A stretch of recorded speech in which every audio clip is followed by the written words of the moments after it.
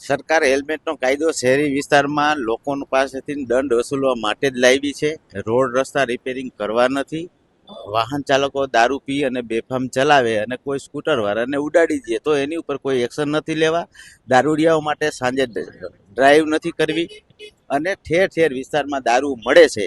એટલે મારું કહેવાનું એટલું જ થાય કે જો કાયદો છે તો હેલ્મેટની જેટલી ઝડપે અમલવારી થઈ. રાજકોટમાં 540 કાલે પોલીસ આ હેલ્મેટના દંડની ઝુંબેશમાં જોડાયેલી હતી. એટલી પોલીસ જો રાજકોટ શહેરમાં દારૂના અડ્ડાઓ ઉપર એકવાર જો પડે તો હું માનું છું કે રાજકોટમાં દારૂ મુક્ત રાજકોટ થઈ શકે.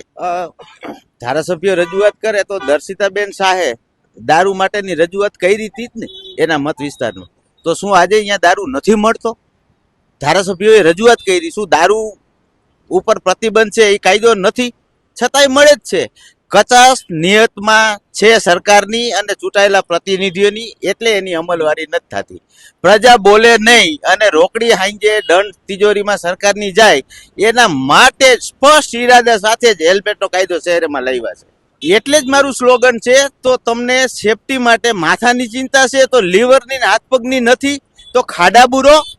જે દારૂ મળે એ લીવરની ઉપાધિ કરો, ખાલી માથાની કેમ?